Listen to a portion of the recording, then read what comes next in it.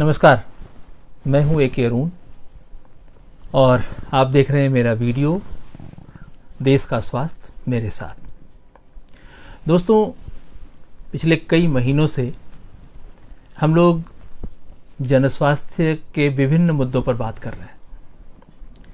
ये मुद्दे हमारे स्वास्थ्य से तो जुड़े ही हैं, लेकिन ये सारे मुद्दे देश और देश में रहने वाले हर उस व्यक्ति को प्रभावित कर रहे हैं जो किसी भी वर्ग का है, किसी भी जाति का है, किसी भी आयु वर्ग में, गांव में रहता हो या शहर में रहता हो, किसी भी समुदाय से जुड़ा हो। लगभग हम सब इन मुद्दों से प्रभावित हो रहे हैं। लेकिन दुख की बात यह है कि हम इन मुद्दों को ठीक से समझ नहीं पा रहे। हमने कभी भी अपने नेताओं से, प्रशासन से इन मुद्दों पर कोई मांग नहीं रखी। हमने कभी इन बातों पर जोर नहीं दिया कि ये मुद्दे हमारे जीवन से जुड़े हैं। इन मुद्दों की वजह से हमारे गाढ़ी कमाई का एक बहुत बड़ी रकम खर्च हो जाती है। यानी कि हम लगभग 60 से 70% अपनी कमाई का जो धन है वो सेहत के नाम पे खर्च कर देते हैं, जबकि सरकार ये दावा करती है कि वो देश के सभी लोगों के स्वास्थ्य के लिए बहुत बड़ी रकम खर्च कर रही है, बहुत बड़ा बजट खर्च कर रही है। बावजूद इसके हमें न तो सेहत मिल पा रही है और न ही हम अपने धन को बचा पा रहे हैं। ये कोरोना काल है। मार्च में जब कोरोना के बारे में चर्चा हुई पूरी दुनिया में, तब से लेकर हिंदुस्तान आज तक लगभग लॉकडाउन में है। तकनीकी रूप से आप कह सकते हैं कि लॉकडाउन खोल दिया गया है, अनलॉक की प्रक्रिया क्रमशः आगे बढ़ी है, लेकिन सच्चाई है कि ये लॉकडाउन जैसी स्थिति जैसे मार्च अप्रैल में थी वैसी ही स्थिति आज भी है। दोस्तों, लॉकडाउन का जो सवाल है वो एक अलग सवाल है, सेहत का सवाल एक अलग सवाल है, और जो जन स्वास्थ्य के मुद्दे हैं वो बिल्कुल एक अलग बात है। और इन सब बातों को अगर हमने जोड़कर देखना या जोड़कर समझना शुरू नहीं किया तो बहुत देर हो जाएगी और हम एक एक करके मुसीबत में फंसते जाएंगे और हम ये मान लेंगे कि ये हमारी निजी समस्या है, जबकि ऐसा नहीं है। ये सवाल देश का है, समाज का है, पूरी मानवता का है। इस वीडियो में मैं बात करूंगा मधुमेह की, यानी डायबिटीज की। दोस्तों, ये कोरोना काल में डायबिटीज की वजह से हालात इतनी गंभीर होने वाली है जिसकी कल्पना सामान्य आदमी तो नहीं ही कर सकता। वैज्ञानिक इस बात पर चिंतित जरूर हैं, क्योंकि मधुमेह या डायबिटीज के रोगियों की संख्या में जो बदलाव आए हैं, उनकी स्थिति में जो बदलाव आया है और जो उनका रोग जटिल हुआ है, वो चिंता की बहुत बड़ी वजह है। आपको मैं एक आंकड़ा रख दूं कि 2019 तक कहा यह जा रहा था, मतलब पिछले साल तक पूरी दुनिया में जो डायबिटीज़ के मरीज़ हैं वो उनकी तादाद जितनी भी है उसमें से सबसे ज़्यादा मरीज हिंदुस्तान में है। यानी हिंदुस्तान में डायबिटीज़ से प्रभावित मरीजों का जो आंकड़ा है वो लगभग 7.7 करोड़ का है। तो आप अंदाज़ा लगा सकते हैं कि पूरी दुनिया में लगभग 1 अरब से ज़्यादा, यानी कि 100 करोड़ के आसपास जो डायबिटीज़ के अलग अलग रूप हैं, उसमें प्री डायबिटिक कंडीशंस को भी अगर जोड़ लें तो लगभग 90 करोड़ से 1 अरब के बीच की आबादी डायबिटीज़ की जद में है। उनमें से काफ़ी लोग डायबिटिक हैं और काफ़ी लोग डायबिटिक होने वाले हैं। इसीलिए कहा जा रहा है कि आने वाले समय में यह जो डायबिटीज़ है ये एक महामारी का रूप ले लेगा, यानी कि एक बड़ी तादाद में लोगों को प्रभावित करेगा। दोस्तों, सवाल ये है कि इतनी साधारण सी बीमारी, जिसको कि मैं एक अवस्था मानता हूं, मैं इसको बीमारी भी नहीं कहता, वो अवस्था आखिर इतनी जटिल कैसे होती जा रही है। और कोरोना काल में तो उसकी स्थिति और भी ज़्यादा बिगड़ गई है। आपने सुना होगा कि कोमॉर्बिडिटी, यानी कि कोरोना से ग्रस्त वो लोग जो डायबिटिक हैं या हाइपरटेंसिव हैं या उनको हृदय रोग से संबंधित कोई या उनकी कुछ ऐसी बीमारियां हैं, उनकी स्थिति ज़्यादा खराब है, यानी कि उनके जान पर ज़्यादा खतरा है। अभी एक रिपोर्ट जारी किया है एसोचैम ने। एसोचैम आप को मालूम है कि व्यापार और उद्योग की एक बहुत ही बड़ी संस्था है, एपेक्स बॉडी है, और उनकी एक रिपोर्ट है the new millennium disease, diabetes is a new millennium disease, so diabetes a new millennium disease. इस रिपोर्ट में ये कहा गया है कि मैंने आपको बताया कि 7.7 करोड़ लोग भारत में डायबिटीज के मरीज हैं, लेकिन आने वाले 3-4 वर्षों में यानी 2024-25 तक की कल्पना की गई है कि ये संख्या लगभग 10 करोड़ के आसपास होगी। और उसमें कुछ शहरों का एक आंकड़ा उन्होंने दिया है। उनका कहना है कि शहरों के हिसाब से यह रोग सबसे ज़्यादा हैदराबाद में यानी कि 16.6%, चेन्नई में 13.5%, बेंगलोर में 12.4%, दिल्ली में 11.6% तथा मुंबई में 9.3% है। कहा यह जा रहा है कि भारत में जो डायबिटीज़ के ज़्यादातर मामले हैं यानी कि 95 से 97-8% तक का जो मामला है वो non insulin dependent diabetes mellitus जिसको कहते हैं NIDDM, यानी कि डायबिटीज़ की जो टाइप 2 है उससे ग्रस्त लोगों का है। इसको आप लाइफस्टाइल डिसऑर्डर भी कह सकते हैं।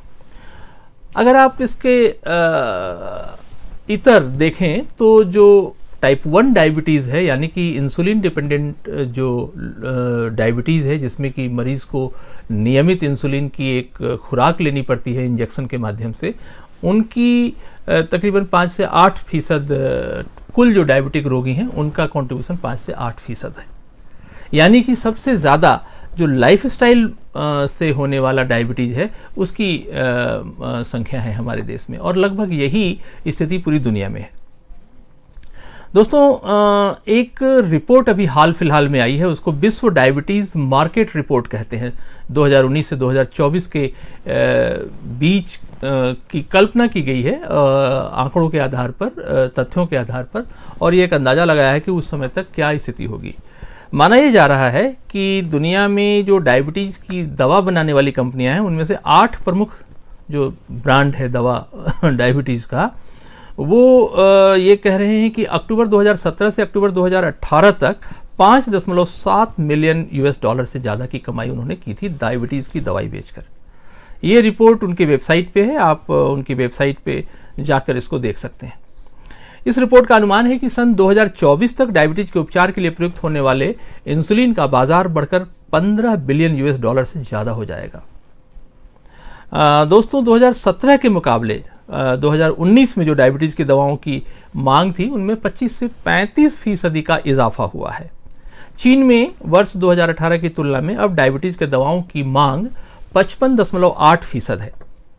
तो आप समझ लें कि जो डायबिटीज की दवा बनाने वाली कंपनियां हैं इनमें से ज्यादातर कंपनियां अमेरिका की हैं, जर्मनी की कंपनियां हैं। ये कंपनियां एक तरह से जो मैंने आपको बताया कि विश्व डायबिटीज मार्केट रिसर्च की जो रिपोर्ट है उसके अनुसार ये कंपनियां अभी बहुत मुनाफे के धंधे में हैं और वो बहुत खुश हैं कि डायबिटीज की दवाएं बढ़ रही हैं, ज़्यादा बिक रही है। भारत में एक नई किस्म की डायबिटीज देखी जा रही है। आमतौर पर एक धारणा यह है कि डायबिटीज अमीरों का रोग है, खाते पीते लोगों का रोग है, मध्यवर्गीय रोग है। दोस्तों, ऐसा नहीं है। भारत में जो डायबिटीज की एक नई किस्म देखी जा रही है वो है कुपोषण जनित डायबिटीज, यानी कि माल न्यूट्रिशनल रिलेटेड डायबिटीज। जो कुपोषण है उसकी वजह से डायबिटीज को इंसुलिनोपीनिया कहते हैं, यानी कि शरीर में अचानक से इंसुलिन की मात्रा घट जाती है, उसके घटने की वजह कुपोषण है, और जाहिर है कुपोषण गरीबों में है। तो अब आप देखिए कि अमीरी का रोग अब गरीबों में भी आ चुका है, और भारत में ये एक बड़ी तेजी से फैलता रोग है जिसके बारे में यहाँ पर जितने भी डायबिटिक एसोसिएशंस हैं या मेडिसिन पर काम करने वाले जितने भी जन स्वास्थ्य वैज्ञानिक हैं, चिकित्सक हैं, वो इसको आगाह कर रहे हैं। कहते हैं कि जैसे जैसे डायबिटीज़ के रोगियों की संख्या दुनिया में बढ़ रही है वैसे वैसे डायबिटीज़ के दवाओं की कीमतें भी बढ़ रही हैं। नए अनुसंधान के नाम पर, नई दवाओं के नाम पर, नई फॉर्मुलेशंस के नाम पे दवाओं की कीमतें बढ़ाई जा रही हैं, और एक तरह से डायबिटीज की जद में आया हुआ व्यक्ति अभिशप्त है कि वो ताउम्र इन कंपनियों की दवाइयां खरीदे ताकि वो अपना शुगर कंट्रोल में रख सके। तो ये तो एक दृश्य है जिसके तरफ मैंने आपका इशारा किया। दोस्तों, अंतर्राष्ट्रीय डायबिटिक फाउंडेशन की जो ताज़ा रिपोर्ट है वो इस बात को बहुत साफ साफ कह रही है कि जीवन शैली में बदलाव आने की वजह से डायबिटीज के रोगियों की संख्या बढ़ रही है। और वो क्या कह रहे हैं आप देखिए, अंतर्राष्ट्रीय डायबिटिक फाउंडेशन यानी कि आईडीएफ ये कह रहा है कि जीवन शैली में बदलाव, बढ़ता मोटापा, शारीरिक श्रम की कमी, तनाव, वसायुक्त भोजन का अत्यधिक सेवन डायबिटीज को बढ़ा रहा है। पश्चिमी देशों से ज्यादा एशिया, खासकर भारत में डायबिटीज रोगियों की बढ़ना बहुत चिंता की बात है। क्योंकि आपको मैं बताऊं कि भारत, मैं तो जाहिर है मैं अपने देश की बात करूंगा, मैं भारत की बात विशेष रूप से इसलिए करूंगा कि भारत में पिछले कुछ वर्षों में जो एक पैटर्न देखा गया है वो बहुत खतरनाक है। खतरनाक मैं इसलिए कह रहा हूं कि उससे पूरे देश की सेहत प्रभावित होती है। और उस पैटर्न को आप ऐसे देखिए कि जो गरीब है वो और गरीब हो गया है, जो अमीर है वो और अमीर हो गया, यानी कि अमीरी और गरीबी के बीच का फासला बढ़ा है। अब आप इससे अंदाजा लगाएं कि जो जन स्वास्थ्य की स्थिति है उसको कैसे कंट्रोल किया जाए, क्योंकि जन स्वास्थ्य की स्थिति में जन भागीदारी चाहिए, और जन भागीदारी में अमीर गरीब हर वर्ग के लोगों की भागीदारी चाहिए। और मैंने आपको अभी बताया कि जीवन शैली से जुड़े जो रोग हैं वो अब अमीरी गरीबी सब भूल चुके हैं। ये रोग अब अमीरों के रोग गरीबों में, गरीबों के रोग अमीरों में आ रहे हैं। जैसे टीबी है, टीबी खाते पीते लोगों में भी फैल रहा है। पहले ये माना जाता था कि गरीबी का रोग है। मलेरिया हर वर्ग को प्रभावित कर रहा है, डेंगू हर वर्ग को प्रभावित कर रहा है, कालाजार हर वर्ग को प्रभावित कर रहा है, मेनिंजाइटिस हर वर्ग को प्रभावित कर रहा है। तो आप अंदाजा लगाएं कि अब बीमारी ने अपने जाति धर्म सब छोड़ दिए और वो एक तरफ से हिंदुस्तान के लोगों को प्रभावित कर रहा है। मैं हिंदुस्तान का जिक्र विशेष रूप से इसलिए करूंगा कि हिंदुस्तान एक बढ़ती हुई लोकतांत्रिक अर्थव्यवस्था कह लीजिए या एक समाज कह लीजिए, ये बहुत तेजी से बढ़ता हुआ समाज है। नया इमर्जेंस आप कह सकते हैं भारत का हो रहा है। बड़े पैमाने पे यहाँ युवाओं की आबादी है, बड़े पैमाने पे यहाँ बुजुर्गों की आबादी है, बड़े पैमाने पर महिलाओं की आबादी है और हर तरह के लोग इसमें हैं। बावजूद इसके इस तरह के रोगों का बढ़ना एक बहुत बड़ी चिंता की वजह है। दोस्तों, मैं आपको एक छोटी सी बात और बताऊं कि डायबिटीज, इसके बारे में बस एक तो इशारे से मैं आपको समझा दूं कि डायबिटीज 3 तरह के होते हैं। टाइप 1 डायबिटीज मैंने बताया कि इंसुलिन डिपेंडेंट जो डायबिटीज है जिसमें नियमित रूप से इंसुलिन की खुराक लेनी पड़ती है, उसको टाइप 1 डायबिटीज कहते हैं। टाइप 2 डायबिटीज में जीवन शैली की वजह से, मेटाबॉलिक गड़बड़ी की वजह से शरीर में जो शर्करा है यानी कि जो ग्लूकोज है वो एब्जॉर्ब नहीं हो पाता, तो हमें कुछ दवाइयाँ लेनी पड़ती है जो रक्त में जो अतिरिक्त शर्करा है उसको वो न्यूट्रलाइज करती है। और तीसरी एक डायबिटीज है जो बहुत रेयर है, उसको हम लोग जेस्टेशनल डायबिटीज कहते हैं। ये खास करके महिलाओं में, उन महिलाओं में होता है जो गर्भवती होती हैं और गर्भावस्था के दौरान उनके शरीर में शर्करा का स्तर बढ़ जाता है यानी कि ग्लूकोज लेवल बढ़ जाता है। लेकिन 99% मामलों में वो जब बच्चा डिलीवरी हो जाती है तो उसके बाद वो डायबिटीज खत्म हो जाता है। तो ये तीनों तरह के डायबिटीज, इसमें सबसे ज़्यादा टाइप 2 डायबिटीज जो पूरे हिंदुस्तान क्या पूरी दुनिया के लोगों को प्रभावित किए हुए, वो बहुत अहम है और उस पर नियंत्रण रखना बहुत ज़रूरी है। और मैंने आपको बताया कि जो जीवन शैली से जुड़े हुए बहुत सारे मसले हैं, आपके खान पान की जो शैली है, आपके रहन सहन का जो तौर तरीका है, उसमें शरीर का श्रम बहुत कम है। टेक्नोलॉजी ने आदमी को बहुत आराम पसंद बना दिया है, वो अपने रिमोट से सारा काम कर लेता है। वो अपने घर में पीने के लिए पानी भी लेना हो तो वो अपने बगल में रखता है, थर्मस में या बॉटल में रखता है, वो उठकर किचन तक नहीं जाता। तो इस तरह से ये सारी परिस्थितियाँ और नई जीवन शैली ने इस रोग को बढ़ाया है। एक छोटी सी बात मैं आपको और बता देना चाहता हूँ। आम तौर पर जो मैंने अभी आपको बताया कि इम्यून सिस्टम जो है हमारा, उसी से रिलेटेड है कोरोना वायरस संक्रमण। आप इसको समझें। डायबिटीज़ भी ऑटो इम्यून डिसऑर्डर है, इसमें भी हमारी प्रतिरक्षा प्रणाली प्रभावित होती है और कोविड-19 भी इम्यून सिस्टम से रिलेटेड डिजीज़ है। एक हमारे शरीर में एक पैनक्रियाज की बीटा कोशिकाएं होती हैं। इन बीटा कोशिकाओं के नष्ट हो जाने से इंसुलिन की मात्रा कम होने लगती है और इसीलिए हमको इंसुलिन सप्लीमेंट करना पड़ता है, उसको इंजेक्शन के रूप में देना पड़ता है। एक स्थिति ऐसी है कि खास करके कोरोना वायरस के संदर्भ में ये बात कही जा रही है कि एक ऐसी परिस्थिति उत्पन्न हो जाती है कि शरीर अपने बीटा सेल्स को खुद ब खुद दुश्मन मानकर उसको नष्ट करने लगता है। अब ये एक ऐसी परिस्थिति है जो कोरोना वायरस के आने के बाद से बढ़ी है। अब ये अध्ययन का विषय है, अभी इस पर कोई बहुत प्रामाणिक अध्ययन नहीं आए हैं, लेकिन अध्ययन में ये देखा जा रहा है कि अचानक से शरीर में इंसुलिन की मात्रा घटने लगती है और इंसुलिन को सप्लीमेंट करना पड़ता है। और जब इंसुलिन को सप्लीमेंट हम करते हैं और नियमित करते रहते हैं, तब जाके हमारा ब्लड शुगर लेवल मेंटेन होता है। तो आप समझ सकते हैं कि हमारे शरीर में जो क्रोमोजोम्स होते हैं ना, जिसको कि आप जीवन की कुंडली कहते हैं, उनमें जो छठा क्रोमोजोम्स है वो कुछ ऐसे टिश्यू फ्रेंडली सेंटीजन खोज वैज्ञानिकों ने मनुष्य के शरीर के छठे क्रोमोजोम पर कुछ ऐसे उत्तक अनुकूल सेंटीजन खोजे हैं जिसके होने पर टाइप 1 डायबिटीज की संभावना ज्यादा देखी गई है। अब ये सब चीजें नई तकनीकी चीजें हैं जिसके बारे में मैं आपसे इशारे से बात कर सकता हूं। आने वाले समय पर इस पर शोध हो रहे हैं और शोध के क्या नतीजे निकलेंगे मैं नहीं बता सकता, लेकिन ये तो तय है कि ये मधुमेह के रोगी, डायबिटीज के रोगियों की संख्या बढ़ रही है और उसकी वजह से हम सब लोग एक बड़ी मुसीबत में धीरे धीरे फंसते जा रहे हैं।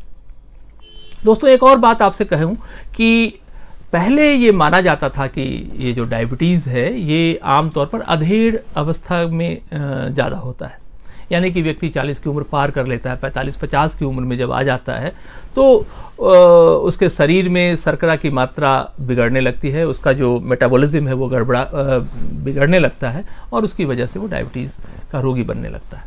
लेकिन ऐसा नहीं है, अब ये पैटर्न चेंज हुआ है। अब 30 वर्ष से ऊपर के लोगों को भी डायबिटीज टाइप 2 के मरीज के रूप में देखा जा रहा है, यानी कि यह युवा अवस्था में भी लोगों को अफेक्ट करने लगा है।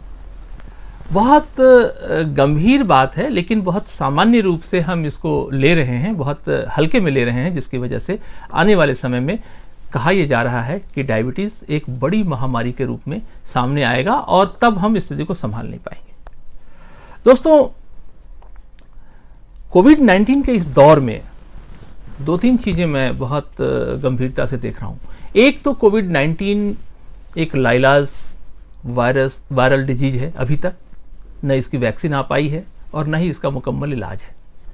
बड़ी संख्या में लोग की मौत भी हो रही है, उस मौत की दूसरी भी वजह हैं, लेकिन आप ये मान लें कि कोरोना की वजह से भी मौतें हो रही हैं और ये सारी मौतें एक महंगे इलाज के बाद हो रही हैं।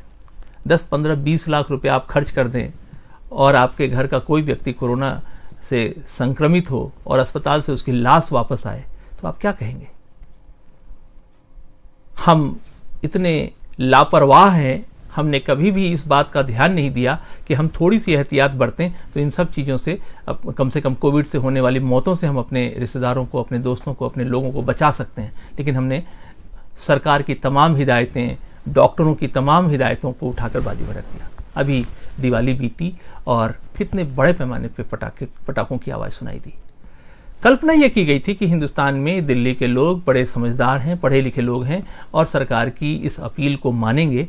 यहाँ की जो सरकार है दिल्ली की आम आदमी पार्टी की सरकार, उसकी काफ़ी अपील थी, सभी उसके मंत्रियों ने, नेताओं ने अपील की। खुद मुख्यमंत्री ने, दिल्ली के स्वास्थ्य मंत्री सत्येंद्र जैन जी ने अपील की कि आप पटाखा नहीं जलाएंगे, ये आपकी सेहत का मामला है। लेकिन लोगों ने अनसुना किया और बड़े पैमाने पर पटाखे चले।